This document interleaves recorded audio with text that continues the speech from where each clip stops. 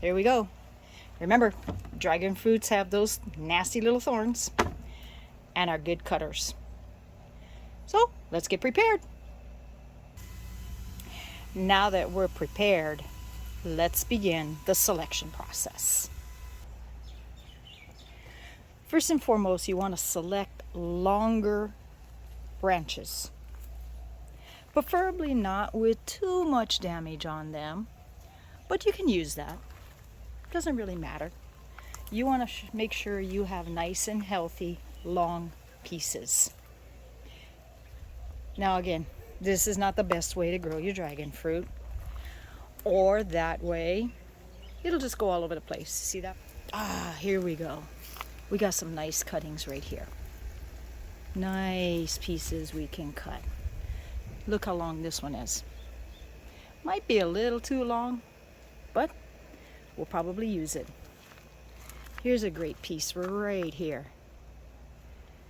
And this one did harvest a fruit earlier in this season.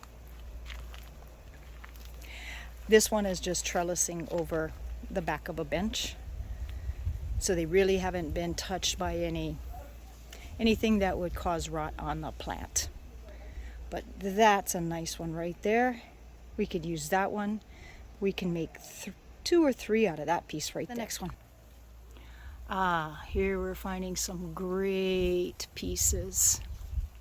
You also might want to think about how curved it is, because you may have to retrain it to be straight if you're going to grow it up a post. So keep in mind the length, the straightness of it, and how many varieties you want, or how do you want to start your future dragon fruit. So there's some great specimens. Look how long these are. This is pretty much finished fruiting for the year, and it will need to be trimmed back, but look at that right there. That's 2 great pieces right there. That's why we have these on today. I think I found a really nice piece right here with this one. It looks really clean. It has nice length. It's probably maybe 15 inches long. And I think we're going to cut this specimen off. Here's a better view of that same branch. For some, this might be too long, but I'm going to take this and use it. Preferably you want to cut it right here, right where the stem meets the other portion of the plant. This is more of a beigeish color, and that's where it connects. You always have to remember what is going to be the bottom of your plant and what will be the top of your plant. So it's always best to write it right on your plant with a marsh pin. We're going to cut this one off right here. This is the one that I was looking at earlier, that we had a fruit right there. It is a little curved, but we could handle that with taping it to the post once we get it larger. So what we're going to do is, like I said, right here is where we're going to take it off. And basically, just going to snip it. Yes, it could get a little thick. Nice. So it's not too bad. Let's look at what else we have. Oh, we have this real long one right here. Maybe we will take one of these. But let's look in the front. Yeah, here's our major mess. Dragon fruit everywhere. Tip. See the rust spots starting? You might not want to use this piece, but if that's all you have, then you can, and you would just treat your rust. You can see there's more rust right there, going right alongside there. So I will not be selecting any of those. Let's look at down here what we have. We have some very straight ones. This one's a really nice one. has just a little bit of brownness on there. I think that would be very good. So we're going to take this one just so we can see the growth of different types of cuttings. Again, got the trusty, and I'm just going to clip it right there. Nice. Super easy to do. We're going to take that back with us. And while I'm here, I just noticed this one. So we're going to take that one as well. It's nice and straight. It's about maybe 8 to 9 inches long. And again, we have this section right here. We're just going to take it and we're going to cut it. I changed my mind.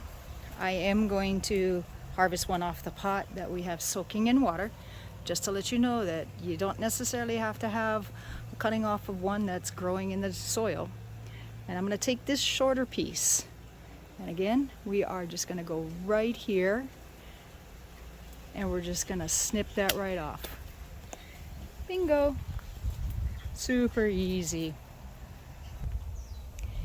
Here we have all the different cuttings from our plants.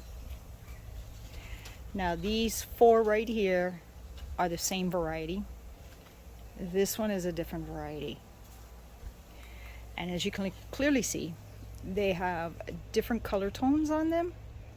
And that's because some were growing in more shaded areas versus more full sun areas of all the day.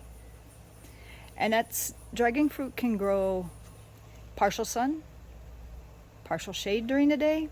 Full sun doesn't matter, but your leaf will change its colors. Nothing is wrong with this yellowing one. Obviously, this is a very long one. Normally, you would take cuttings anywhere from 8 to 12 or 15 inches long. These 2 are the longest. These 2 are about the right size. And this one is a little bit shorter. You can see the thickness on these. It's nice. Pretty good. They are 3-sided, as you can see. 1, 2, 3. And clearly you know where I cut all of them off. Real easy to see. You can easily see these are the bottoms. A tip, you should write on here what date you cut it and point an arrow down so you'll always remember this is the bottom.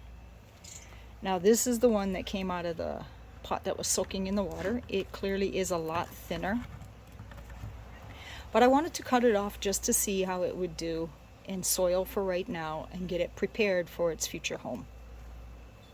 And again, this is a different variety. This is the purple inside variety. These are the white inside varieties. I would want to say these are a Vietnamese variety. I'm not clear what this one is. These were all gifted to me many years ago. But we're going to take this, and this is the one that had a fruit earlier this season. That's why it looks like this. This is the one right here that had a little bit of damage to it. No harm, no foul. As you can see, that's where the brownish is. We're going to take different types and plant them all. So this is what we'll be doing. We'll be putting some of these in direct soil, and we'll be putting some of them straight into water to help propagate some roots. Join us for the journey. Chiho.